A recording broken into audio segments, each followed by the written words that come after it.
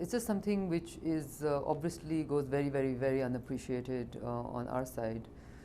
It is something which I, frankly speaking, cannot understand. As Foreign Minister of Pakistan, it beats me. I cannot understand this because here you complain about not having, a good public perception of the U.S. in the rest of the world, especially Pakistan. And you are actively going to alienate people. You're actively going to attack people. You're actively going to attack people who have sacrificed lives more than your nation, maybe more than all nations together in this fight against terrorism. You're actively going to alienate a nation which has spent, directly or indirectly $68 billion. When we talk about assistance from any country to Pakistan, it's all up in the air, frankly speaking. And it is something we must understand the background of all of this. This is unsubstantiated. No evidence has been shared with us. If we talk about links, I'm quite sure CIA also has links with many terrorist organizations around the world, by which we mean intelligence links. And this particular network that they continue to talk about is a network which was the blue-eyed boy of the CIA itself for many years. I mean, it was created by the CIA, it could be said. So that's what Pakistan's fare has always been, that these wars leave the baggage behind for us to clean up. And in that, this is something that we, of course, in Pakistan take very, very seriously. And this is something which is against the spirit of friendship. This is against the spirit of partnership.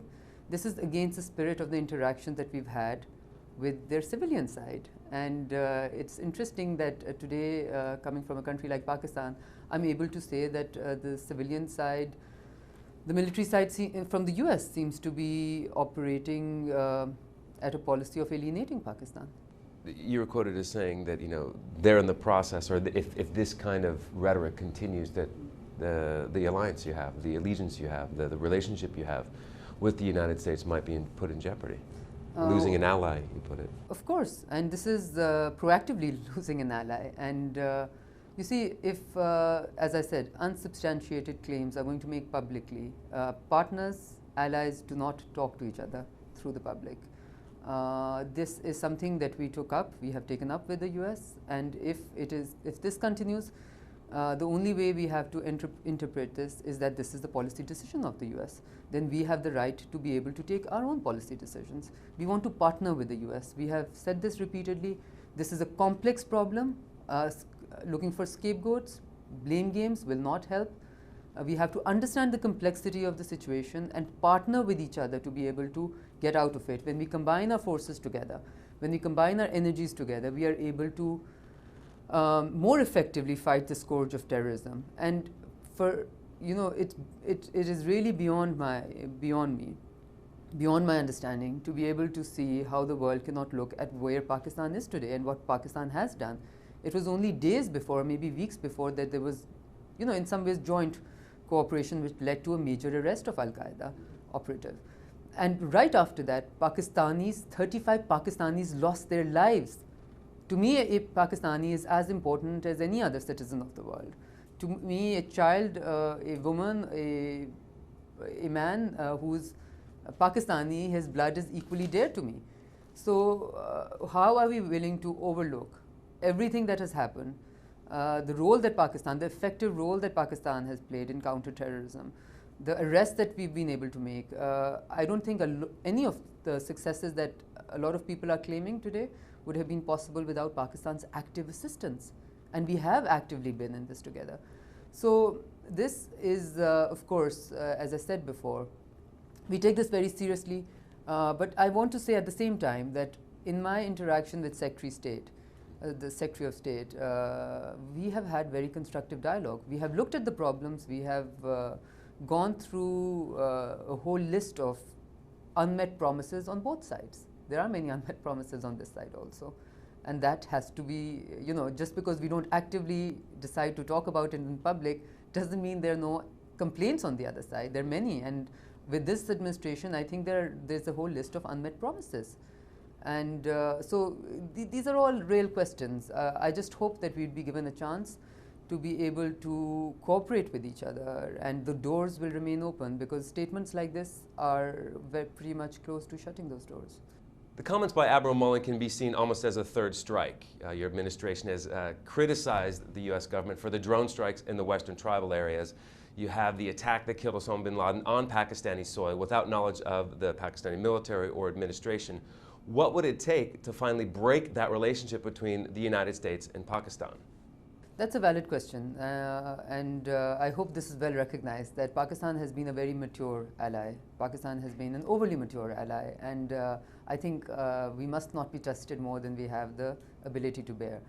Our position is very clear.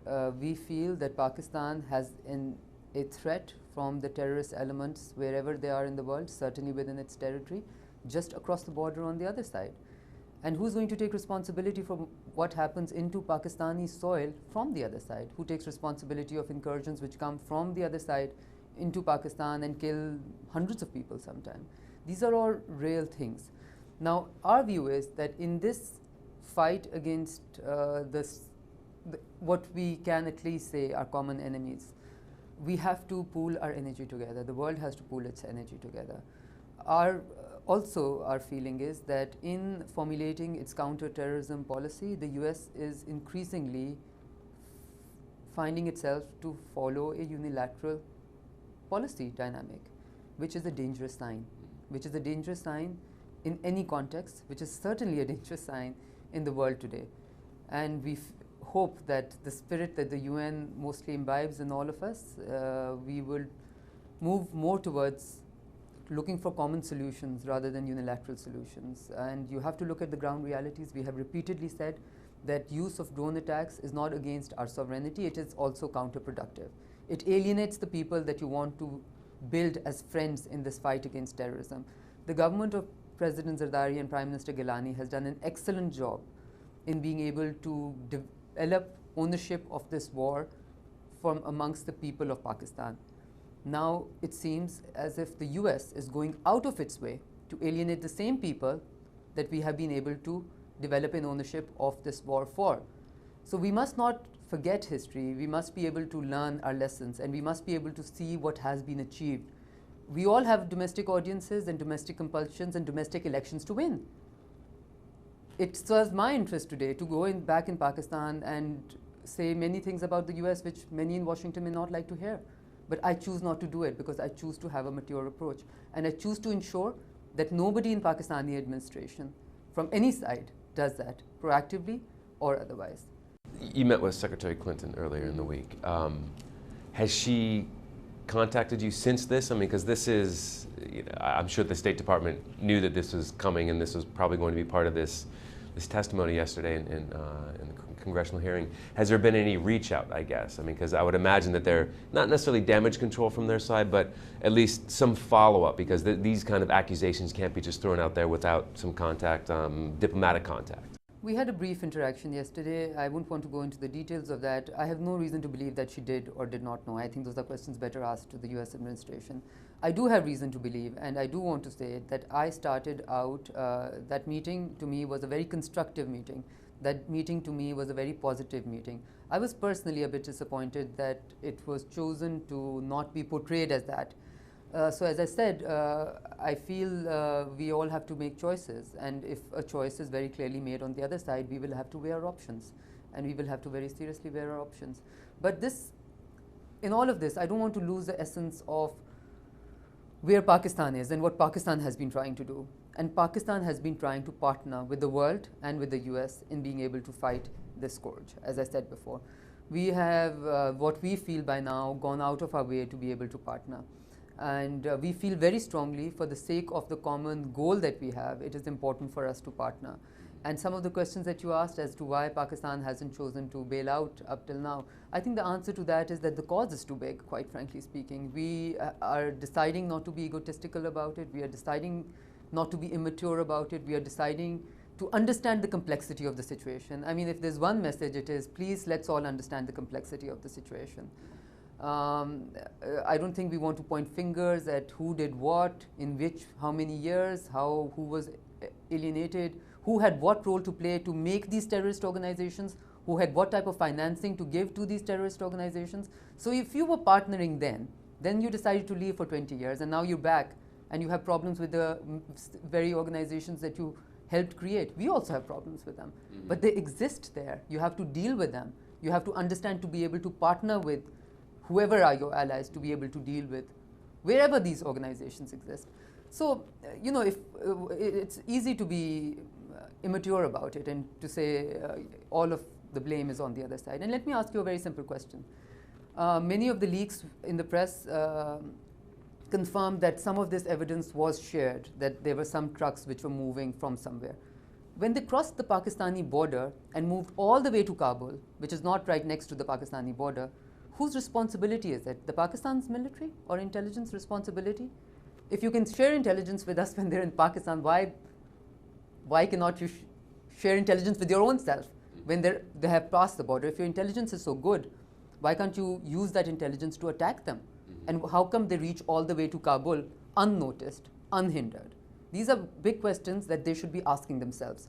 Therefore, we are convinced now that this is basically looking for answers. This is basically finding a scapegoat. This is basically looking for a way to explain some things which haven't happened, which, I don't want to use the word failure because I don't think, but in not being able to stop all of this, it's important that we're able to see that, the blame at best has to be shared. At best has to be shared. You mentioned the Osama bin Laden incident before this also. Again, there's a tendency to not want to share, they want to only give the blame and not share the credit. We are hoping that better sense will prevail. We truly are hoping that for the sake of the world and for the sake of the region and for the sake of the regional stability, economic integration, and all the fancy ideas that the US espouses itself to. Interesting you said that placing the blame but not sharing the glory, if you will. Was there credit to be shared when it came to the Osama bin Laden situation? Because the way that the administration, Pakistani administration, they first said yes, it was good that he was caught there, but then there was a little bit of condemnation to the United States for coming in and carrying out the attack without Pakistan's knowledge at all. Of course there would be, and why wouldn't there be? And these are questions of sovereignty. Let me just explain what I said. If the intelligence was shared in a timely fashion, as we had shared intelligence on many other things, you expect our agencies to be able to share intelligence with you in a timely fashion. We are cooperating, we have intelligence cooperation, we expect the same of you. We are sovereign equals. We may not be equals in terms of size and prowess and everything else, but we are sovereign equals. Now, if that intelligence is not shared with us, if that intelligence, for instance, was shared with us, it could have been a joint operation, an effective joint operation, which would have been a win-win for both sides. But we decided that it's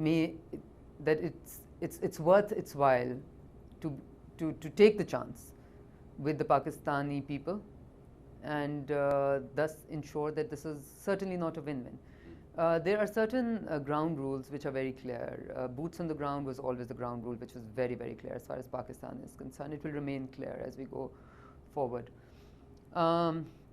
So this is, I'm afraid this is, we do not want to be reactive. I believe foreign policy should be proactive, not reactive.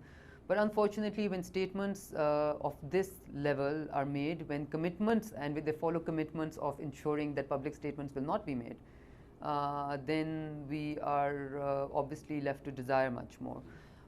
We still feel that the US and Pakistan can have a useful, a crucial partnership. I firmly believe that it will be to both the countries' loss if the level of cooperation were to deteriorate any further. I firmly believe that the level of cooperation needs to be enhanced to a level which will be useful not only for the governments but also for the people of the two countries. Because at the end of the day, the US is there to ensure its own security, to ensure its homeland security. We are trying to ensure our security. Now, if we are able to put the intelligence, military, other energies together, we are able to fight the enemy better. However, if we believe that we all have solo fights to do, and in the process sometimes pick up fights with each other, I don't think we're doing a great service to the world. And what I was kind of getting at before is that you said shared credit. Do you think, was there shared credit that should have been discussed, made public when it comes to the operation on Osama bin Laden, or was there? No, what I said was that if the intelligence cooperation, as it was meant to be, as it was agreed to be, was there, and it could have been a joint operation of sort, then the credit would have been shared. So I'm looking at it from the starting point, not saying that they do an operation themselves, but have us publicly share the credit. I don't think we want a relationship like that. We want a completely honest relationship. And they haven't been honest. No, we would, this relationship today leaves much too much to be desired as it is today. Unfortunately, I have always maintained that how we respond to events and the statements that we make then have their own life, and we cannot control what happens after that. And we have been extremely responsible, is all I can say. We have many people in Pakistan who believe the US has let us down once again. We can follow that sort of a trajectory very easily, but we are convinced that it is in our national interest to be able to partner with the US in this fight. We just hope that we will find ourselves to be worthy partners, to be able to trust each other, to fight this scourge together, and we have a history of having fought this. The last 10 years we've had many successes. We've had major arrests, we've had major captures, we've had been able to Pakistan, for instance, because it is often said that Pakistan is not serious in tackling terrorism. Pakistan had a huge Malakand operation in which the military was used. We were able to rout out most of these terrorists. Some of those, the same elements are now seeking refuge on the other side of the border. How many times do you see our army chief or our intelligence chief blaming them for that, or our defense minister, or anybody else? Because we understand the complexity of the situation. We understand the importance of this relationship. We just hope very much that the same type of respect is given to us as is expected of us. So I'm committed to this relationship. As Foreign Minister of Pakistan, I'm committed to this relationship. But then again, as Foreign Minister of Pakistan, I cannot be expected to keep my eyes closed and my ears shut every time anybody from the administration decides to ensure that the blame doesn't come to them, because here we have a very easy scapegoat. Let's just blame everything on them. You want to look at it historically? Please share the blame. You want to look at it in the present? Please share the blame. You want to look at it in the future? Share the responsibility. This is like, this is just not a fair deal. Is there damage to the relationship that needs to be repaired immediately? In other words, this is, as you're saying, this is pretty much unacceptable comments. Is it to the extent where there needs to be damage, where there needs to be a meeting, diplomatic front, military front, where they need to sit down, both sides need to sit down and say, okay, this is what's said, we don't agree with it, let's sit down and repair that misunderstanding? We thought we got that in the 3.5-hour interaction that we had with Secretary Clinton. We thought we made it very clear. We thought we listened to everything that needed to be said. We thought we were very responsive to their requirements. We were very responsive to their sensitivities. We had hoped, or we had at least thought during the course of the meeting, that they had been so also. However, how these things are played up after that, of course, leaves something to be desired. We are, of course, in touch. We are speaking to each other, and we are we understand the importance of this relationship. We are contributing to this relationship. We are investing a great deal of political capital in this relationship. Because if Pakistan is not a popular country in the US certainly is not a popular country in Pakistan. We want to change that view. We want to be able to show what the US and Pakistan have been able to partner to do. But you cannot expect us to try and make an effort towards that when you have recriminatory, I do not want to use stronger words, I could, statements which are coming in from very senior officials from their side. It cannot be interpreted as anything but a policy decision to do so, to consistently do so.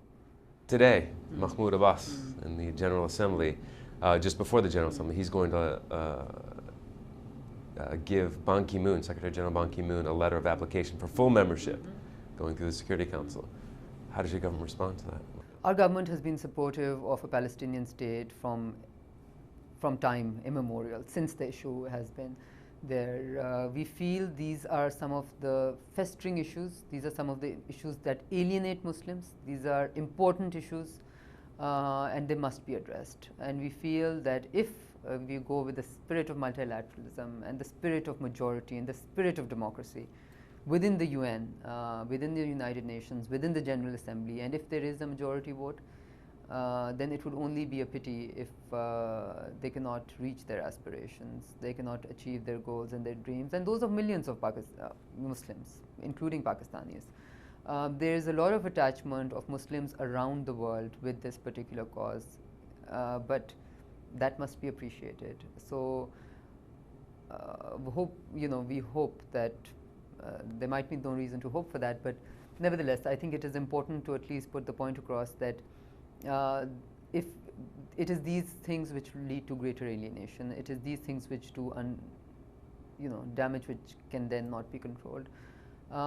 So we are of course supportive of Palestinian statehood, and it is of course something to see and something to notice that many nations in this world are supportive of that, and that is something that must be recognized.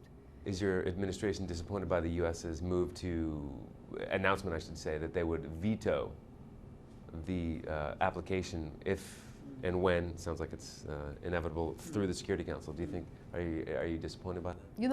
I think it's every country's sovereign right to do what it chooses to do, but as I said before, we believe that this is something which is very close to the hearts of millions of Muslims around the world. And it is issues like this which alienate Muslims. So when you do not want to, you cannot choose to, you should not want to choose to alienate Muslims. And it is the principles that you apply elsewhere, principles and morality cannot be applied selectively. Benazir Bhutto, Shaheed, used to always say that morality cannot be applied selectively, and if it is, then we have many questions to ask about whoever is applying it. So it's she used to say the better half of it. I said the worse half. I just added that. But that morality cannot be applied selectively is what she used to say. So this is a selective application of morality. That here we have a country which has the support of most countries, but we want it to sort out its dispute with a country which is much more powerful, much more supported by the world, etc., etc. So it's, as I said, everybody's sovereign right to choose to do what we can. We have no right to be disappointed or to be appreciative of what a country, Pakistan, chooses to do what it does. Others will choose to do what they do.